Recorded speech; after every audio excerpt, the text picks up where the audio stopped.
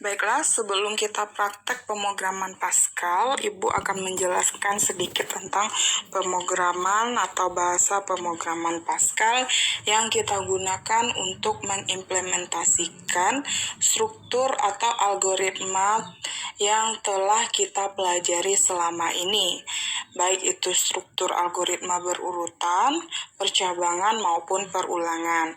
Nah, dari masalah tersebut, setelah kita bikin algoritmanya, maka kita implementasikan dalam bentuk aplikasi di bahasa pemrograman Pascal sebagai bahasa pemrograman basic untuk programmer pemula. Nah, sejarah singkat tentang pemrograman Pascal. Pascal ini dibuat untuk pertama kali oleh Niklaus Wirth dan Kathleen Jensen tahun 1974 sebagai standar ISO 1980. Dan bahasa pemrograman Pascal ini adalah bahasa pemrograman yang terstruktur yang memudahkan bagi programmer untuk mengatur strategi dalam menyelesaikan masalah berbentuk aplikasi.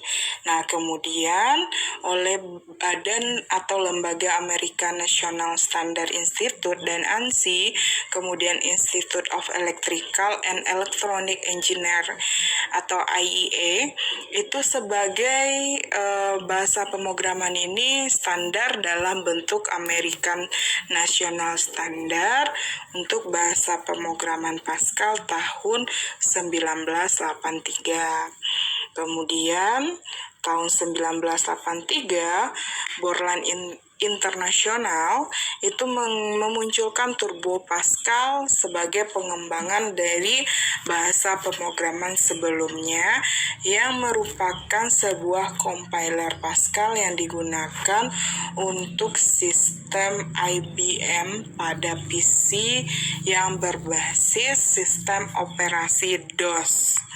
Kemudian Turbo Pascal ini compiler yang ampuh, murah, kemudian kecepatan tinggi, dan pendeteksi kesalahannya pun sangat komplit sebagai program editor.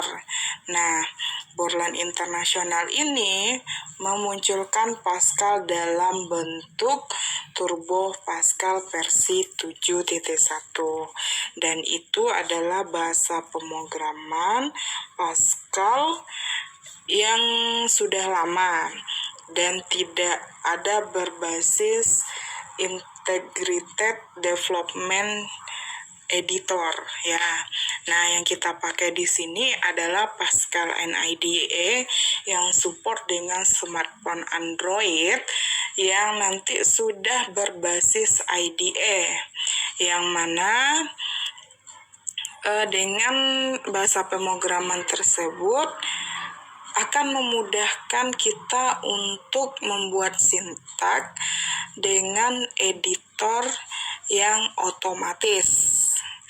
Kemudian untuk struktur pemrograman Pascal itu ada beberapa struktur nantinya. Yang pertama adalah judul program, kemudian deklarasi dan definisi, kemudian blok utama program, kemudian dari akhir program.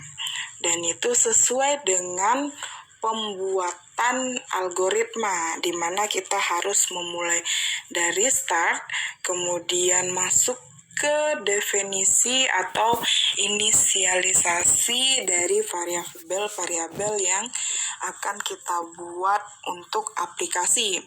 Kemudian masuk ke dalam proses dan output, lalu diakhiri dengan stop atau end sebagai akhir dari suatu program.